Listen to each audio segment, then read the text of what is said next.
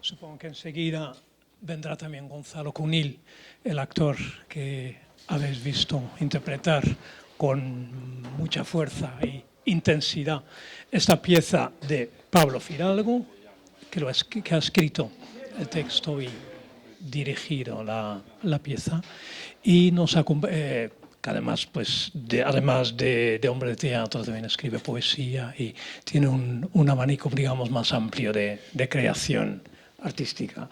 Y nos acompaña también hoy Íñigo Domínguez, periodista que colabora habitualmente con El País y que precisamente en el último año ha investigado mucho sobre abusos sexuales en ese contexto de colegios de curas. He investigado, publicado mucho sobre este tema. Entonces, enhorabuena por el trabajo artístico que habéis hecho. A ti también felicitaciones por la labor que estás haciendo para dar a conocer, para reivindicar, que se reconozca las cosas que se han cometido en diferentes contextos. Primero, te quería pasar la palabra a ti, Íñigo, para preguntar. Me parece que la pieza da mucho que comentar, no se recrea tanto en los casos específicos, sino que sitúa esos abusos en un contexto más amplio del final de la dictadura, comienzo ya de la democracia, pero cuando todavía se heredaba o todavía persistía algunas actitudes o hábitos. Me parece uno de los valores de la pieza.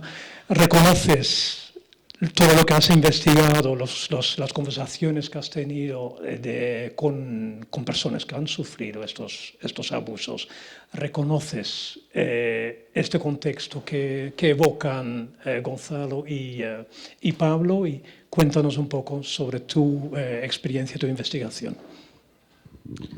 Pues muchas gracias. Es un placer estar aquí y gracias por haberme invitado. Y nada, os doy la enhorabuena a los dos porque es un trabajo realmente impresionante y muy intenso y bueno, pues a mí me ha gustado mucho. Yo escribí ese artículo que se menciona en la obra que fue el que hizo que nos conociéramos además, porque a raíz de ese artículo que viste tu colegio en el periódico y de repente pues te empiezan a remover cosas, ¿no? En la portada del periódico. Bueno, para mí como periodista y los compañeros que hemos trabajado en esto desde hace pues, 4 años ya, que algunos están aquí también que han venido, bueno, hay raras ocasiones en nuestro oficio en el que veas que lo que escribes sirve para algo realmente, porque normalmente no cambias mucho las cosas, ¿no? Pero bueno, esta es una de esas raras ocasiones en las que parece que se están moviendo las cosas por fin, ¿no? Y que tiene un efecto, porque en realidad hay muchas personas a las que les toca de cerca, muchas más de las que nos imaginamos, ¿no? Y este es un ejemplo que Pablo, en su caso, pues le da también salida y continúa esa historia pues, a través de lo que hace, ¿no? Y a través de él y de los que estamos aquí ahora, que bueno, pues toda esa obra permanente de revelación de lo que está oculto y de sacar a la luz lo que está escondido, pues estamos, yo creo, en la superficie, ¿no? Estamos rascando la superficie, yo creo que hay trabajo para años. Entonces, lo que habéis hecho en la obra a mí me ha parecido muy interesante porque obviamente yo soy un periodista y yo, bueno, pues tengo una pequeña parte del trabajo que es contar, bueno, intentar sacar a la luz, contar historias, pero hoy lo que yo he visto aquí va mucho más en profundidad a darle vueltas a todo eso, lo que significa realmente, no solamente los hechos, los testimonios, los datos, ¿no? Porque hay muchas cosas que yo he pensado estos años mientras me ocupaba de esto, muchas cosas que he oído, cosas que he intuido y no sabía darle forma, yo lo he visto cómo se le daba forma exactamente a eso que yo sabía que quería pensar, pero no había pensado porque no me salía.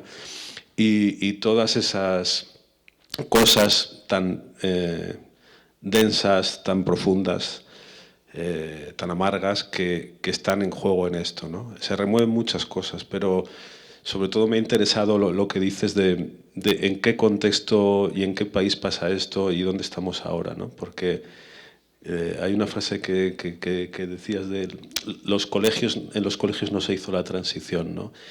Es que es verdad. Y me sorprendo de pensar lo de verdad que es, ¿no? Como muchas otras cosas que te sorprendes pensando que cómo no habíamos caído en ello, ¿no? Y, y bueno, yo fui a un colegio de curas también, a los salesianos. Vi cosas raras, había cosas extrañas, era todo. No pasó nada realmente que yo recuerde. En todos nos han llegado más de 1000 casos a nosotros, hemos publicado un montón ya y seguimos publicando y nos sigue escribiendo muchísima gente. No había ninguno de mi colegio hasta hace poco y yo estudié allí en los 80, pero este es después de los 90. Y también en la parroquia donde yo estuve haciendo catequesis, el cura también ha salido. Es decir, y luego a mi alrededor han ido apareciendo gente. Y lo que más me asombra de todo esto es que al final, no sé si todo el mundo, pero muchos conocen a alguien que le pasó algo, ¿no? No sabes qué exactamente a veces, hasta qué punto, pero lo capilar que es, lo extendido que está, te habla de algo pendiente de lo que tenemos que hablar, ¿no? Y que me parece que en esta obra que hemos visto hoy, pues hace exactamente eso, ¿no? Ponernos a hablar. No sé qué quieres decir, hablando de hablar. Sí, sí. Bueno, no me has hecho ninguna pregunta en realidad. No, no.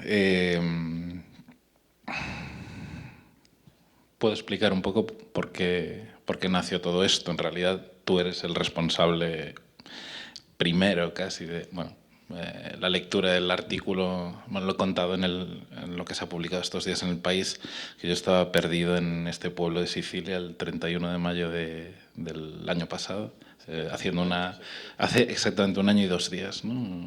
1 año y 2 días.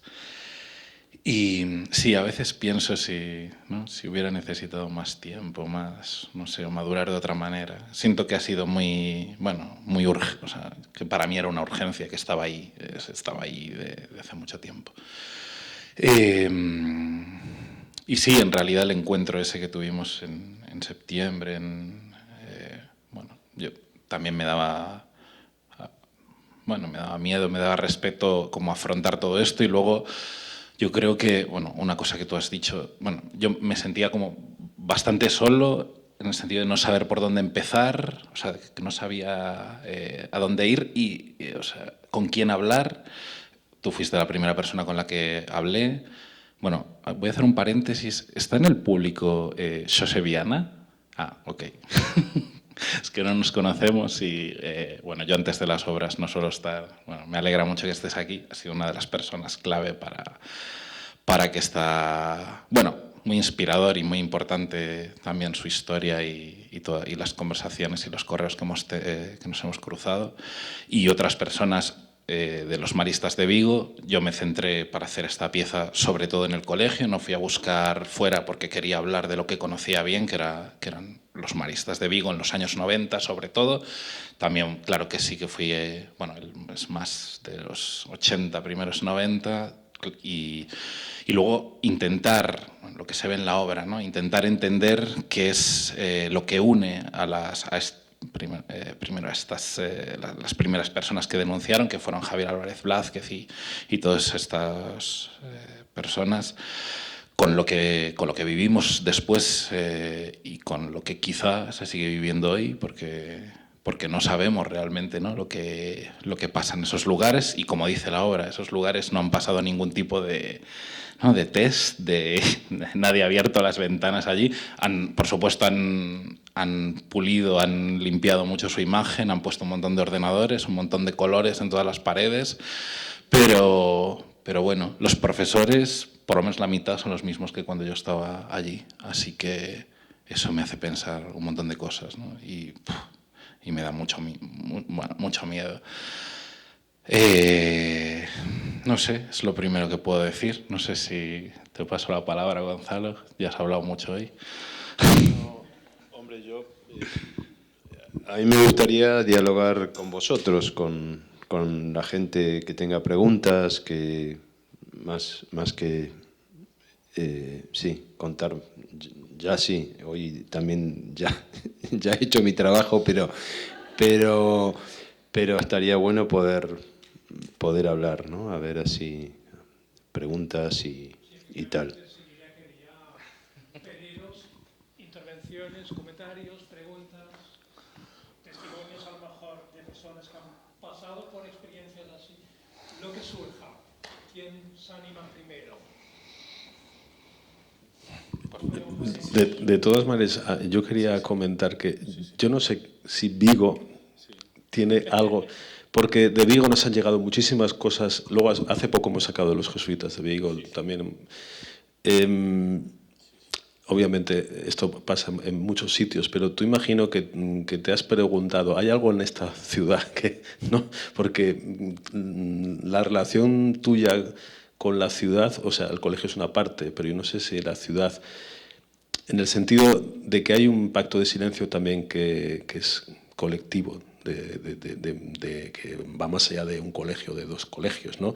De hecho, esto desde el punto de vista como periodista, ¿no? Sacamos este artículo, pero esto nos ha ocurrido siempre, ¿no? Entonces yo después, siempre, las semanas siguientes, me leo los periódicos de esa ciudad, a ver si salen más, si alguien sigue la historia, ¿no? Porque, bueno, yo soy periodista, yo sé que si yo soy un periodista en Vigo, empiezo a levantar el teléfono, si soy de allí, si he vivido allí, si he estudiado en unos colegios, y empiezo a contar historias y las busco y las encuentro. Yo desde Madrid, bueno, he publicado un artículo, pero estando allí, siendo de allí, seguro que escarbas y sacas cosas, ¿no? Y en las semanas siguientes lo único que salió fueron cartas de protesta o de indignación o de qué vergüenza, porque, bueno, lo que se dice ahí, bueno, ¿a qué viene esto ahora después de tanto tiempo? O ¿por qué no dan la cara? Porque en la foto salían de espaldas. Pero muchos en el texto estaban con su nombre y apellidos, ¿no? Aparte que era exigir, bueno, pues vale, pues que den la cara, pero ¿qué cambia si es que los hechos son los que son, ¿no? Pero quiero decir que no ocurrió nada. Y no ocurrió nada en ese momento, en ese sitio, pero muchas de las noticias. Nosotros llevamos casi 4 años publicando informaciones y siempre esperábamos que ocurriera algo, que se moviera algo, que hubiera alguna reacción de algún tipo, y casi nunca ha ocurrido nada. Hasta que cada vez la potencia de fuego, digamos, que usábamos era mayor, porque ya no sabemos que habría que usar un tanque, o sea, lo equivalente a un misil en periodismo, que no sé qué es. Bueno, sí, lo estuvimos, cada vez dábamos casos con más víctimas, en lugares con más gente, lo focalizamos en una ciudad, en un colegio, nunca ocurrió nada, hasta que pasó el mes de diciembre, hicimos este gran informe con 250 casos, se lo dimos al Papa y finalmente se movieron las cosas, y ahora parece que va a haber por fin una investigación de una institución pública por primera vez en la historia, ¿no? Pero el por qué no se mueve nada siempre me ha alucinado. Bueno, me ha alucinado y no tanto, porque luego cuando hablabas con las personas, por ejemplo, siempre había una frase que nos decían siempre, casi siempre, cuando hablabas con una persona que había sufrido esto, después de hablar un rato te decía, bueno, es que sabes, aquí, y ahí puedes poner cualquier ciudad de España, Ceuta, Murcia, Cáceres, aquí la Iglesia tiene mucho poder. Y a mí me asombraba porque yo no veía que tuviera ese poder. A lo mejor tiene más del que yo creo, o desde luego en la cabeza de la gente lo sigue teniendo, pero el caso es que la gente no quería enfrentarse a eso públicamente, aparte de obviamente porque no es agradable y es muy duro dar ese paso, pero tenía miedo de las consecuencias todavía, de la comunidad, es decir, de que la comunidad reaccionara negativamente. Y de hecho, hacían bien en temerlo, porque es que es lo que ha ocurrido casi siempre. La comunidad no quiere saber eso. La comunidad prefiere seguir manteniendo, cuando digo la comunidad es tu familia, para empezar, tu círculo más cercano muchas veces, tus amigos, tu barrio, tus vecinos, tu ciudad, ya, bueno, pues la comunidad que somos todos en este país, ¿no? No quiere saber porque prefiere tener un recuerdo que es el que él tiene, que es el que cree que corresponde a lo que era, ¿no? Cuando algo distorsiona ese recuerdo, es un desajuste que no tiene que ocurrir, ¿no? Esto lo hemos vivido en muchísimas historias, ¿no? Yo no sé si tú bueno, ¿qué piensas de esto exactamente? Bueno, como dice en un momento de la obra, ¿no? Yo pienso que si supiéramos cuántas vidas sufrieron esto o simplemente esto que vivimos se caería, ¿no? Si reconociésemos cuántos abusos se sufren, ya no solo en el contexto del colegio, de los colegios religiosos, sino, bueno, la cantidad de abuso que hay muchas veces también, como dice el texto, en los círculos más próximos, en las familias. Yo creo que mucho de el problema de poner esto en palabras o de no nombrar esto tiene mucho que ver con que yo siento que el colegio se ve casi como parte de la institución familiar. O sea, al final son tus padres los que te llevaron a un colegio, los que eligieron eso para ti, y de alguna manera, o sea, denunciar algo así es, de una manera o de otra, es denunciar también a tus padres, es señalar a tus padres. Yo lo veo así, igual tú no lo ves así, es un tema súper delicado. Y yo creo, con la visión que tengo de Vigo, no sé si hay aquí muchos gallegos o mucha gente de Vigo, preguntabas específicamente por la ciudad. Bueno, yo siento que en Galicia, en concreto, en España, ¿no? Pero en Galicia la familia es una institución intocable. Y esto es importante también para entender que mucha gente calle sobre esto. Y en concreto sobre Vigo, siento que Vigo es una ciudad blindada en muchos aspectos. Bueno, lo vemos, todos conocemos No voy a traer ahora aquí cosas banales, ¿no? Pero bueno, Vigo lleva como 16, 18 años gobernada por el mismo, por el mismo tipo. Gobierna la ciudad de una manera muy concreta, con una mayoría absoluta que es sin comparación en ninguna ciudad de España. Yo, bueno, tengo muchos problemas, evidentemente, con la situación política de la ciudad. No creo que sea una tontería decir esto, creo que contextualiza. Sí, o sea, lo que yo he sentido, pero ¿cómo puedo explicar esas sensaciones, ¿no? Que yo viví toda mi infancia, eso, en el colegio, o sea, en mi barrio, o sea, todo lo que nombro en la pieza es mi barrio, Maristas, Salesianos, Abertal, en cada uno de esos sitios hay gente de mi época y, como tú decías antes, posterior, ya de los 2000, condenados y en la cárcel. Y yo viví en todo eso. Decir que una ciudad entera es cómplice o que una ciudad entera sabe y calla es muy grave, es muy complicado, pero quizá en algún sentido sea así, ¿no?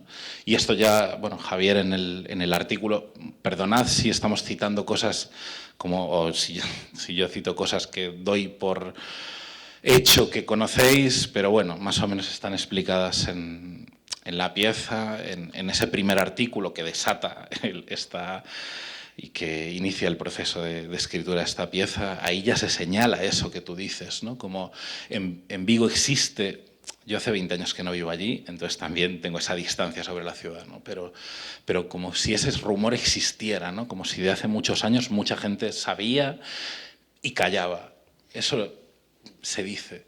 Entonces, bueno, como tenemos, no sé, antes iba a contar también una cosa que para mí ha sido muy bonita e importante y bueno, como soy así un poco disperso, de pronto se me pasa.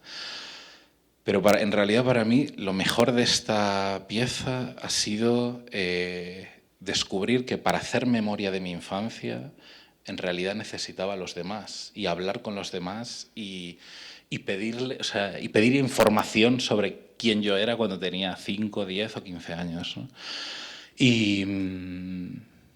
Y de alguna manera puedo unir eso con esto que tú dices. O sea, si una ciudad habla, si una ciudad es valiente, si una ciudad, o sea, aunque se haya equivocado durante mucho tiempo, o una familia, en un momento dado hace el clic y despierta, eso transforma algo, ¿no? Y no sé, bueno, supongo que hemos hecho esta pieza para eso, ¿no? Para disparar eso en personas. Bueno, las personas que lo han visto estos días anteriores nos dicen eso, ¿no? Que hay algo en la obra que, bueno, como padre, como hijo, te interpela directamente y, bueno, espero que se vea.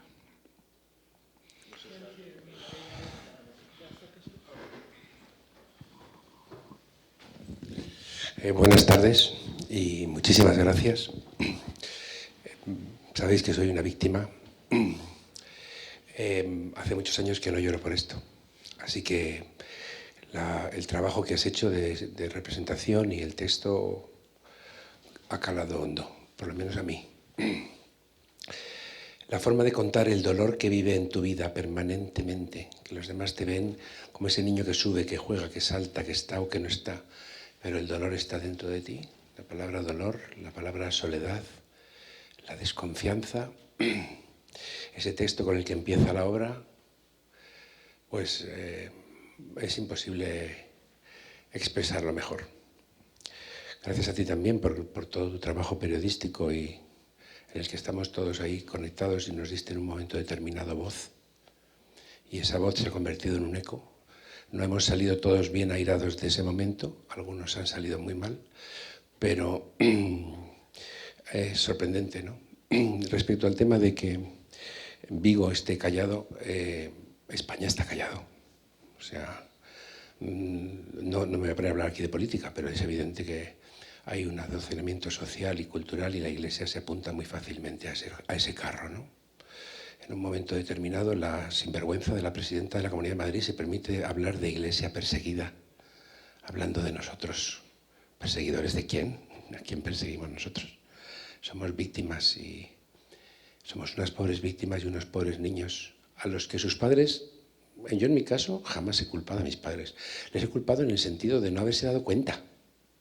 Pero es que el entorno social no permitía que tuviéramos ese acercamiento, de que yo le pudiera decir a mi padre que el cura había empezado a tocarme el pito, ¿no?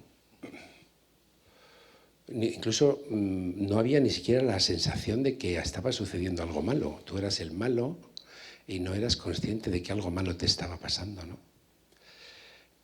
El entorno social actual tampoco es favorable, no es solo en Vigo, es en toda España. Al menos en mi entorno familiar, la reacción es completamente banalizando, retirándole totalmente cualquier gravedad o reconocimiento. De nuevo, muchísimas gracias. Bueno, gracias, Fernando.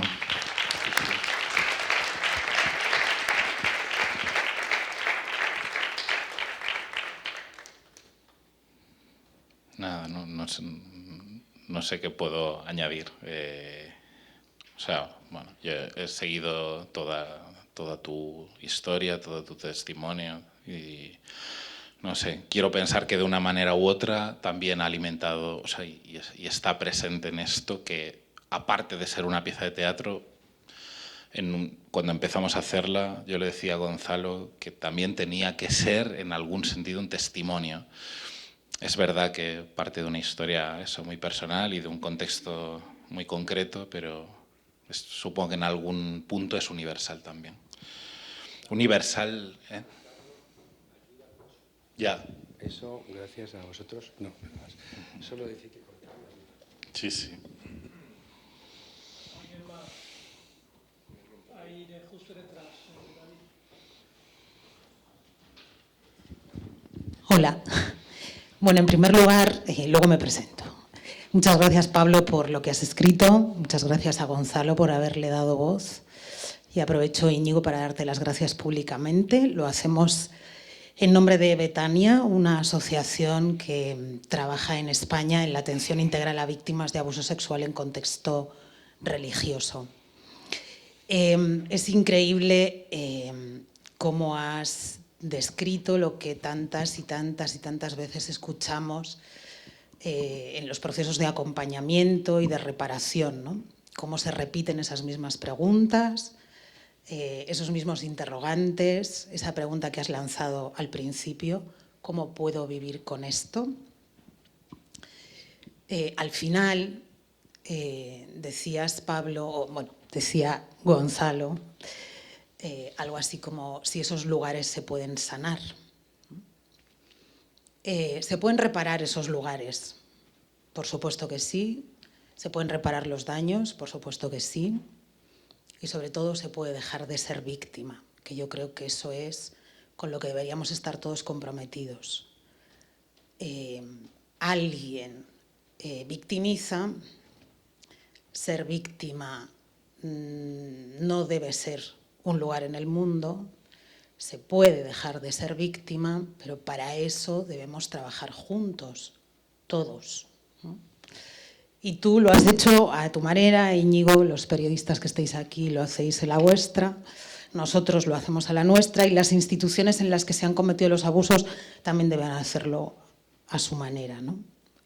Pero esto es un ejercicio complementario de derechos y deberes y por eso también lo decías bien, lo decía Gonzalo, ¿no? Esto no va de persecución, esto va de justicia.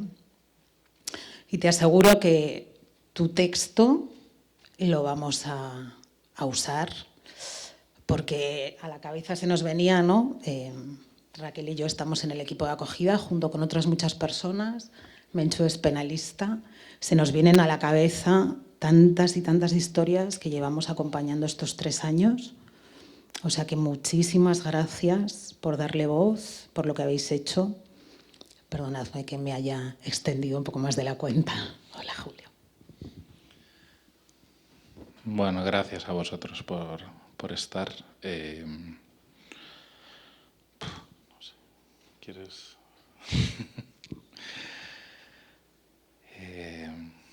Dale. ¿Más preguntas o comentarios? No sé si hay una pregunta allí.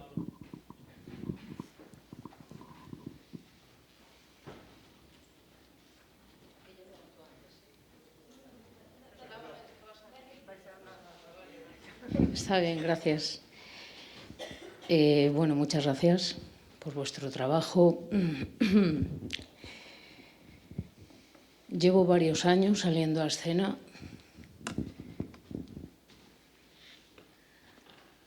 A hablar del abuso. Creo que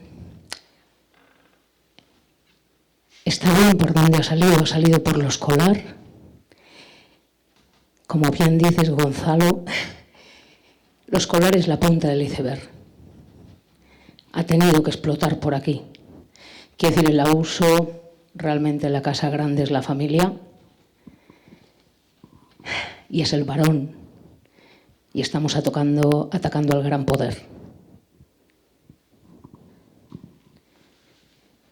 Al poder de la masculinidad enferma, no enferma, no enferma.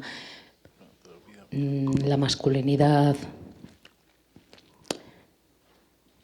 invasora que domina en gran parte este planeta. De modo que, bueno, me alegro que haya salido por aquí. Me impresiona veros a 4 varones cuando millones de mujeres hemos sido y somos constantemente abusadas en la gran institución familiar, sagrada para la Iglesia. Cuando sale este tema me di cuenta que uno de los grandes daños que ha hecho la Iglesia es sacralizar a la familia, que es donde está el verdadero paquete bomba. Vigo está callada, España está callada, el mundo está callado. Porque esta realidad, tengo un amigo que dice, lo que cuentas es feo. Porque la realidad del abuso a la sociedad adulta, a todas las personas que estamos aquí, nos hace responsables. Y esa es la gran fealdad de este tema, de esta temática. Porque no se levanta la piedra. Porque todas las personas que aquí somos responsables. Porque la pregunta es, ¿queremos ver? ¿Queremos saber? Gracias por tu trabajo, te respeto mucho y gracias por haberlo traído. Bueno, gracias. No voy a comentar todo lo que has dicho. Estoy de acuerdo en casi todo. Casi lo suscribiría todo. No creo que tenga... O sea, esto no está siendo un formato de preguntas, sino de otro. No sé, de pronto me tenía ganas como de interpelar a la intervención anterior o de responder. Decías tú que ser víctima no es un lugar o no puede ser un lugar puede ser un lugar para toda la vida, ¿no? No sé, pienso mucho en que hay muchas maneras de reaccionar a esa experiencia del abuso, del acoso en la infancia, ¿no? Y hay mucha gente que tiene la necesidad de tener una respuesta de la Iglesia, por ejemplo, ¿no? Creo que aquí hay algunos que tienen esa necesidad muy clara. Y yo, en realidad, me parece muy bien y casi los admiro. O sea, me gusta que eso les pueda servir, porque al final hay algo de eso, ¿no? De lo que te sirve o lo que no te sirve, lo que te ayuda a seguir viviendo, lo que no te ayuda. A mí, por ejemplo, o sea, yo no he tenido ningún tipo de encuentro con los maristas, no he ido a buscarles, no les he escrito, no me interesan, no me importan y no... O sea, me importan en como se explicaba en la pieza, ¿no? O sea, me importan en el sentido de que son seres humanos y en el sentido de que todos somos responsables de alguna manera del mundo que construimos. Pero no siento que una respuesta institucional vaya a reparar nada. Y eso creo que también, bueno, es mi manera, ¿no? Y este texto, o quizá es hacer esto lo que a mí me sana y por eso no necesito... Y creo que hay muchas maneras de enfocar y de sacar ese dolor y de contarse la historia y de compartirla. Y supongo, no sé si hasta cierto punto, estoy pensando en alto y me cuestiono cosas cuando se escucho, ¿no? Si hasta cierto punto también somos responsables de contar nuestra historia de manera que nuestra historia sea escuchada y respetada y ubicada en el lugar que le pertenece. No sé, se me ocurre eso. Sí, yo creo, siguiendo lo que dices, que las historias tienen que salir a la luz, porque a nosotros cuando nos escribe, tenemos un correo electrónico donde recibimos historias diariamente. La principal pretensión de quien nos escribe, que luego hablamos con ellos, etcétera, es quiero que se sepa. O sea, que se sepa que esto ocurrió y que ha ocurrido, que no sea algo que solo sé yo, que todos sepan esto y que sea la historia de todos, la mía sea la de todos. Eso es.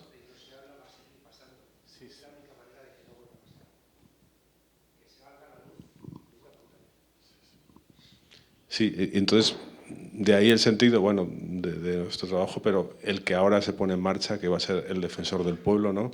Que va, por lo que sabemos, aunque tiene que ponerse en marcha, pues pondrá un correo electrónico, un teléfono, abrirá una oficina y todos los ciudadanos españoles que tengan algo que decir sobre esto, que tengan una puerta para ir y decirlo en una institución pública y se documente y que dé constancia y se diga qué ha pasado aquí y que saque números y que saque conclusiones y que por fin quede constatado, ¿no? Entonces, bueno, estamos al principio de eso.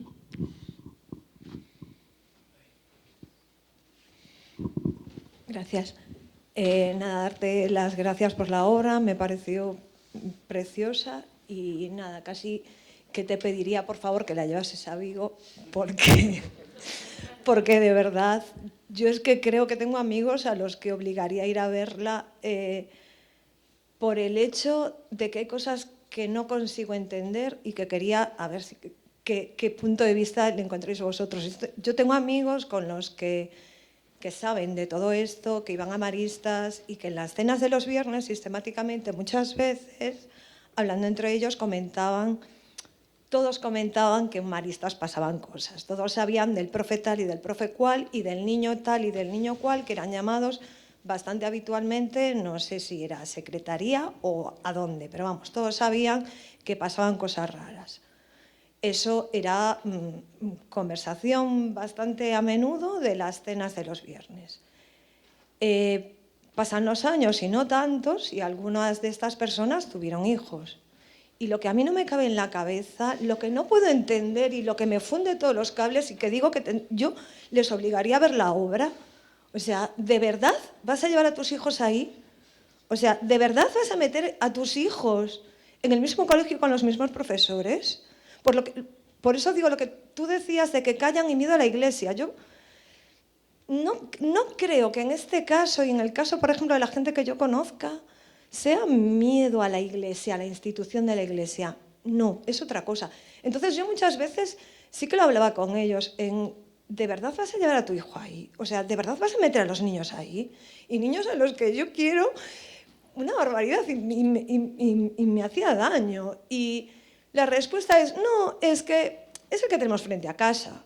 Y yo, ¿de verdad? ¿Que el motivo es porque es el que tienes el mismo argumento que el de mi madre.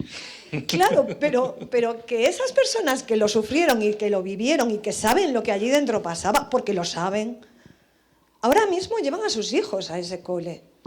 Ahora mismo son de los que medio disculpan que gente que no se atrevió a dar el paso hasta ahora y que lo dice ahora, que dicen que ¿y por qué esperaron tanto?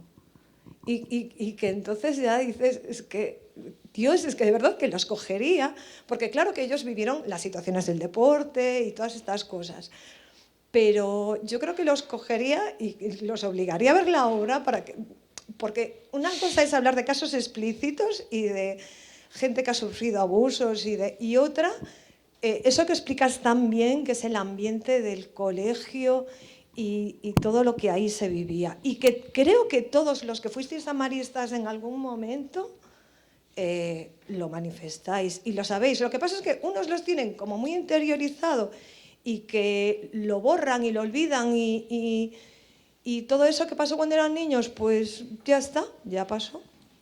Y otros conseguís aflorarlo, sacarlo y yo te digo, yo de toda la gente que conozco, José y otro compañero más, Jorge, que no puedo estar aquí, que sí que lo reconocen y que sí, pero bueno, muchos de apoyar esas cartas, que ellos sabiendo lo que pasaba allí, apoyan las cartas en las que dicen a buena hora se acuerda.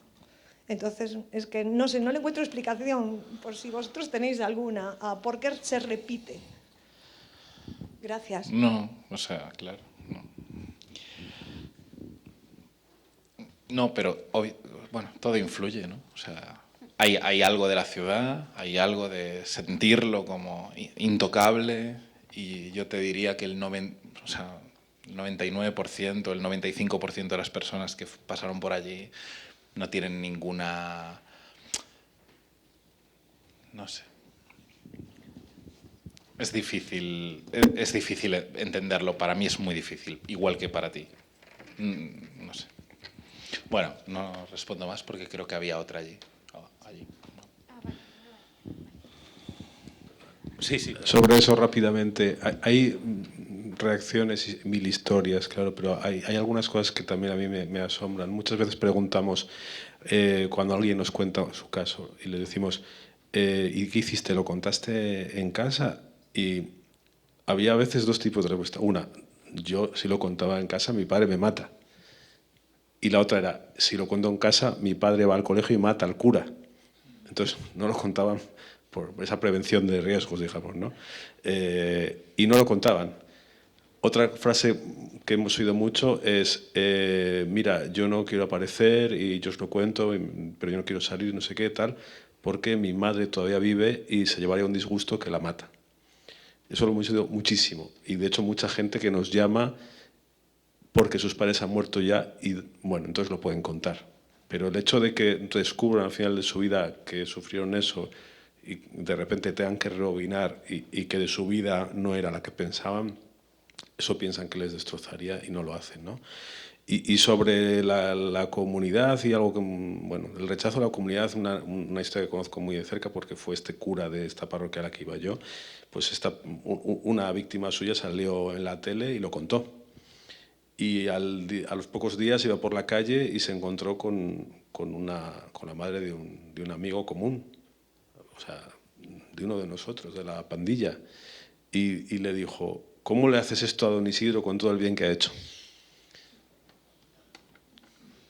Y éramos niños que jugábamos en su casa, amigos de su hijo, o su hijo le podía haber pasado, pero no iba más allá. Entonces, todas estas preguntas que te haces, también me las hago yo muchas veces oyendo algunas historias, porque está claro que hay mecanismos que se me escapan, ¿no? De cómo funcionamos y cómo están hechas las personas. Buenas. Lo primero, enhorabuena. Y tenía dos preguntas muy rápidas. La primera para Íñigo. En el podcast que tenéis en el Silencio Roto, el podcast que tenéis sobre estos casos, cuentas una cosa que ha salido ya a colación, que está muy bien, que es cuando ponéis el correo electrónico en los artículos y os empieza a llegar un aluvión de correos, de mensajes, etc. Te quería preguntar si ha habido alguna vez algún sacerdote o obispo o alguien con un cargo ministerial que os haya contactado para contaros algún caso, no tanto propio, sino de alguien que haya visto, que conozca, y eso, que creo que no he visto ningún artículo sobre ello. Y la segunda, Pablo, también sobre este tema de el efecto para, no sé cómo llamarlo, ¿no? De animar a la gente a que se abra, a que lo comparta, a que lo cuente, a que lo denuncie. Si esta obra, si la propuesta teatral nace con este fin o nace un poco más como un desahogo, una creación a raíz de tu experiencia, bueno, como lo quieras llamar. Muchas gracias. Pues te refieres a que si nos has, o sea, aparte de víctimas y supervivientes, gente que lo ha sufrido, si nos ha escrito algún sacerdote, algún obispo para contar casos que conoce, no. O salvo que no nos dijeran que eran sacerdotes. O sea, pero sí que hay, obviamente en la Iglesia hay de todo y la mayoría, bueno, es que las víctimas son creyentes, la mayoría de las veces, porque es que confiaban en la Iglesia, hay de todo y hay buena gente decente que nos está ayudando y que son fuentes de información, pero ellos son incluso los que más miedo tienen de ser descubiertos, o sea, como si estuvieran trabajando con el enemigo, ¿no? Pero no hemos recibido, o sea, que alguien de la Iglesia colabore con nosotros señalándonos un caso, un nombre, ha ocurrido. Son algunos pocos casos, pero a veces nos preguntamos que cómo podemos llegar a contactar con esos sacerdotes que saben y callan y les gustaría hablar y no. Algunos se ponen en contacto con nosotros, pero pocos. No usan WhatsApp.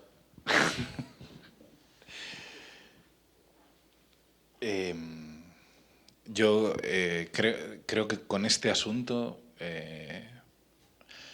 los que han llevado el relato, por un lado son algunas de las víctimas y por otro ha sido el periódico El País. Es real, bueno, en algún momento hablamos, es un trabajo que quizá tendría que haber hecho el Estado y lo ha hecho un periódico. Bueno, alguien tenía que hacerlo en algún momento, seguro.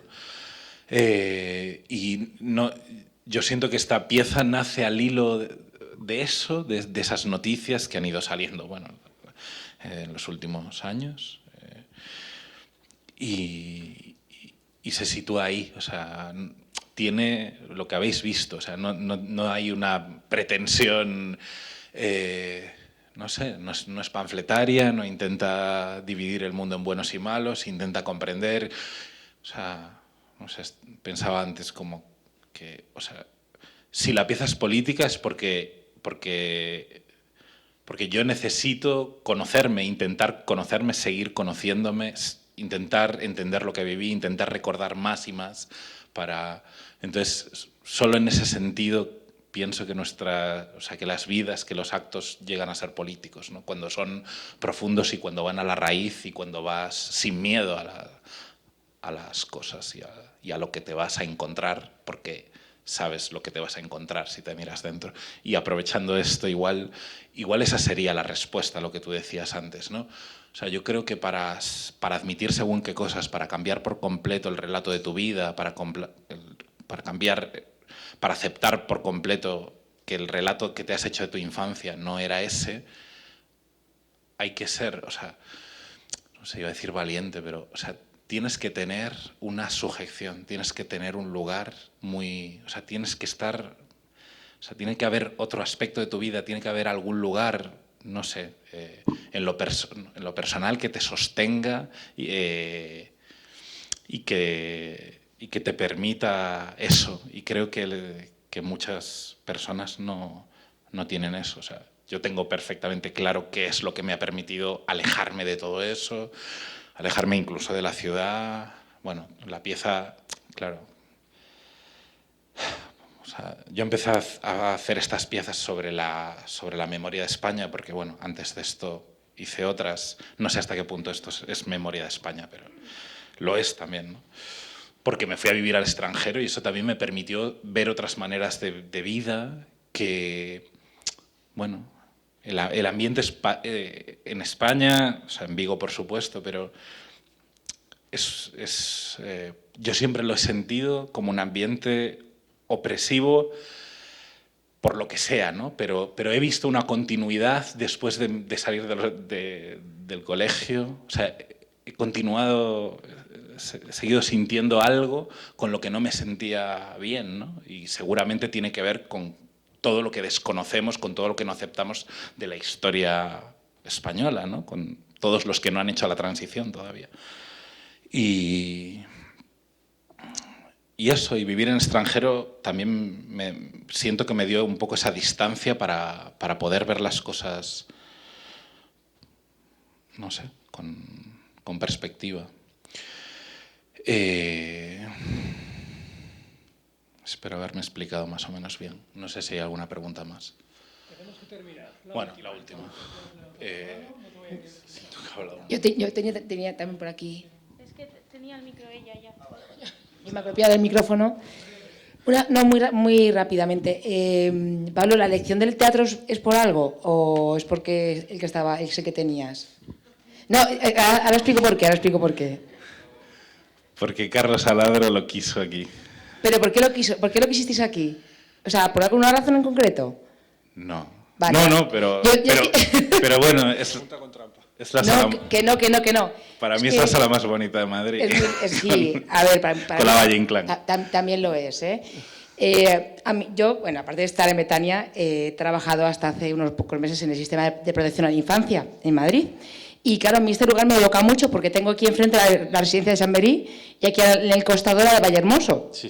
que ha estado gestionada por religiosos hasta hace pocas décadas, ¿no?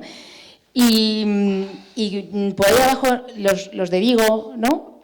Hablabais del por qué, ¿no? O el por qué. Y yo pienso, como persona que he trabajado hasta hace 2 días en protección a la infancia, es que a día de hoy tenemos en Madrid, solo en Madrid, 2.000 niños que duermen en una institución, ¿no? ¿Qué sociedad permite que 2.000 niños, cientos de ellos menores de 0 a 6, duerman en un lugar donde no hay ¿no? ¿Cómo puede, no? Adoptamos perros, adoptamos gatos, acogemos perros, incluso acogemos gatos, acogemos niños. ¿Qué significa un niño en nuestra sociedad a día de hoy? Yo veo que los niños a día de hoy son un bien de consumo y siempre lo fueron. Siempre fuimos objetos, los niños, ¿no? Fuimos objetos en nuestra infancia y a día de hoy también lo son. Y son sometidos a muchas, ¿no?, presiones. Y en nuestra época era mucho más, a lo mejor más físico, ahora es muy diferente, ¿no? Ahora estamos muy cuidados, nuestros niños están muy cuidados, pero muy expuestos, cosa que nosotros no estábamos tan expuestos, ¿no?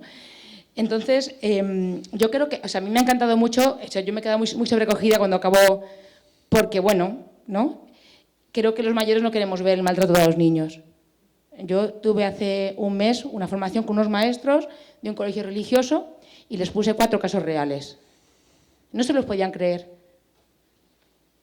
Pero no eran tampoco unos casos así estrafalarios, ¿eh? Entonces, bueno, quiero decir que a mí este lugar para mí me ha evocado mucho Sí, sí. Pues, o sea, si no lo habéis elegido a propósito, creo que ha sido un poco ahí el destino. Sí, sí. Pero bueno, yo creo que muchas gracias por hacernos reflexionar sobre el tema sobre los derechos de los menores, sobre lo que siente un menor. Me encantó el vídeo del inicio. Bueno, me ha dejado así un poco golpeada porque es así, ¿no? Bueno, y muchas gracias. Gracias a ti. Gracias. Igual, bueno, como no es pregunta, igual él puede... Gracias.